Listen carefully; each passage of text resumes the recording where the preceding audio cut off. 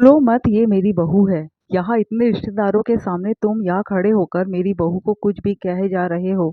देवर हो, देवर की तरह ही बनकर रहो, वो भी तब जब वो गलत नहीं है। ये मैं बिल्कुल बर्दाश्त नहीं करूंगी। सास हो तो इसका मतलब ये नहीं कि हमेशा गलती मुझे मेरी बहू की ही नजर आएगी। वर्षा जी के इतना बोलते ही माहौल बिल्कुल शांत हो गया।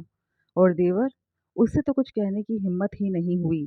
इतने दिनों से दोनों सास बहू के रिश्ते को देखकर उसे लगा ही नहीं था कि उसकी माँ ऐसा भी कह सकती थी, अपनी बहू का पक्ष भी ले सकती थी।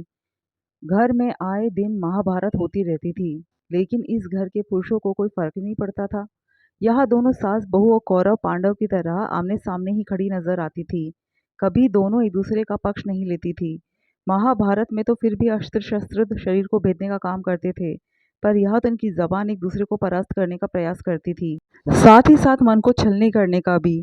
ये थी वर्षा जी और उनकी बहू सुनीता, जो एक दूसरे को जवाब देने का कोई मौका नहीं छोड़ती थी। दोनों रण कौशल महारथियों की तरह बस मोर्चा संभाले खड़ी रहती थी, जिससे वर्षा जी के पति विनय जी और सुनीता के पति विजय परेशान हो चुके थे और हमेशा एक परास्त योद्धा की तरह एक कोने में बैठे बस इनका तमाशा देखते रहते थे। पर इनके अलावा इस घर में एक योद्धा और भी था, संजय, जो वर्षा जी का छोटा बेटा था और सुनीता का देवर भी। इन दोनों के युद्ध में वो पूरा पूरा फायदा उठाता था। संजय हमेशा वर्षा जी के कान अपनी भाभी के खिलाफ भरता ही रहता था, और वर्षा जी भी संजय की हर बात आंख बंद करके विश्वास कर लेती थी। और इस कारण से वर्षा जी सुनीता को बेवजह सुनाना शुरू कर देती थी, जो सुनीता को बर्दाश्त नहीं होता और फिर दोनों में झगड़ा शुरू हो जाता था। कुछ दिन पहले सुबह सुनीता किसी काम में बिजी थी। उसी समय संजय ने कहा, भाभी मेरे लिए नाश्ता लगा दो। सुनीता ज़रूरी काम कर रही थी और उसे बीच में छोड़ नहीं सकती थी, इसलिए उसने कहा, मैं अभी किसी काम में बिजी हूँ तो तुम नाश्ता खुद ले लो। वहाँ तो उसने कुछ नहीं कहा, पर इतनी सी बात पर नाराज़ होकर संजय ने जाकर अपनी माँ को कहा, आप ही कर लो नाश्ता, या नाश्ता भी समय से नहीं मिलता। घर का काम करते ही भाभी को परेशानी होती है। एक नाश्ता ही तो मांगा था, उसमें इतना कुछ सुना दिया, और नाश्ता किए बगैर ही चला गया। इसके बाद वर्षा जी ने सुनीता को बहुत कुछ सुनाया, जो सुनीता को बिल्कुल भी बर्दाश्त नहीं हुआ और फिर दोनों में झगड़ा शुरू हो गया। इसी तरह एक दिन संजय के दोस्त उससे मिलने के लिए घर पर आए, तो सुनीता ने सभी को चाय नाश्ता सर्व किया और अपने कमरे में चली गई। दिन भर काम कर रही थी तो आराम करने बिस्तर पर लेट गई और उसे नींद आ गई। 1.5-2 घंटे बाद संजय ने सुनीता को आवाज़ दी, भाभी चाय बना दो। तब सुनीता की नींद नहीं खुली, जिस पर संजय भुनभुनाता हुआ वर्षा जी के पास गया और कहने लगा, भाभी ने तो मेरी दोस्तों के सामने ही मेरी इंसल्ट करा दी। दोबारा चाय बनाने के लिए कहा तो चाय बनाकर ही नहीं लाई। इस पर वर्षा जी ने सीधे जाकर सुनीता से झगड़ा शुरू कर दिया। कहने लगी, अभी तो मैं हूँ तो तुम मेरे बेटे का ध्यान नहीं रखती हो, बाद में तो तुम लोग मेरे बेटे को इस मकान का हिस्सा भी नहीं दोगी। ये बात सुनीता को चुभ गई और फिर दोनों का झगड़ा शुरू हो गया। पर आज वर्षा जी ने अपने घर पर सत्यनारायण की पूजा रखी थी।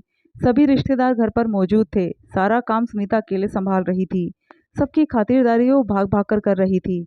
इतने में पंडित जी ने पूजा में रखने के लिए ज़रूरी सामान मंगाया। पर ये क्या, पूजा का कुछ सामान तो अभी तक लाना ही बाकी रह गया था।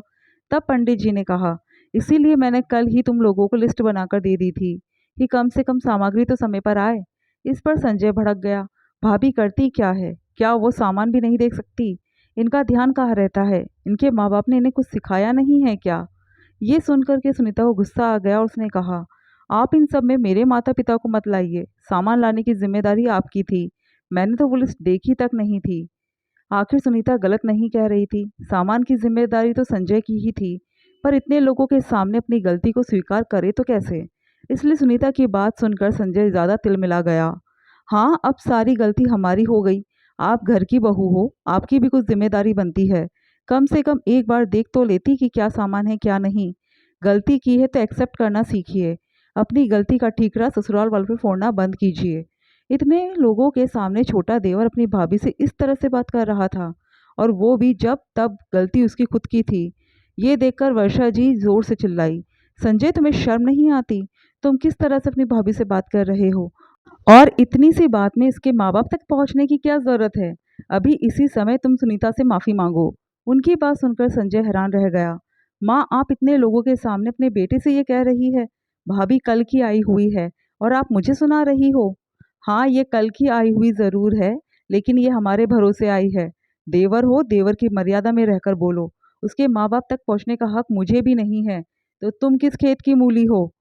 मैं ही काफ़ी हूँ उसकी तरफ से ये जवाब देने के लिए कि हमेशा गलती बहू की नहीं होती। अगर गलती बेटे की है तो बेटे को भी माफ़ी मांगनी ही पड़ेगी। तुम मेरे बेटे हो इसलिए हर बार मैं आंख मूंद कर तुम पर विश्वास कर लेती थी, पर मुझे नहीं पता था कि तुम इस तरह की भाषा बोलते हो। बहू से माफ़ी मांगो। आखिर वर्षा जी की बात सुनकर संजय ज़्यादा कुछ कह नहीं पाया। उसी समय गर्दन नीचे करके उसने माफ़ी मांगी और वो सामान लेने चला गया। वही वर्षा जी के मुंह से अपने लिए ये सारी बातें सुनकर सुनीता की आंखों में आंसू आ गए। ये देखकर वर्षा जी ने कहा, बहू आंसू बहाने की जरूरत नहीं है। ठीक है, माना कि हम दोनों लड़ते झगड़ते हैं, पर फिर भी तुम्हारा सम्मान मेरे लिए मायने रखता है। और वैसे भी तुमसे लड़ने का हक सिर्फ मेरा है, तुम्हारे लिए तो मैं ही काफ़ी हूँ। कहकर वर्षा जी भी हंस दी और साथ ही वहाँ बैठे सभी लोग हंसने लगे। तब जाकर माहौल थोड़ा खुशनुमा हुआ। लेकिन उसके बाद संजय की कभी हिम्मत नहीं हुई सुनीता से इस तरह से बात करने की। आखिर पहली बार उसने इस तरह से बात की थी और उसे उसी समय टोक जो दिया गया था।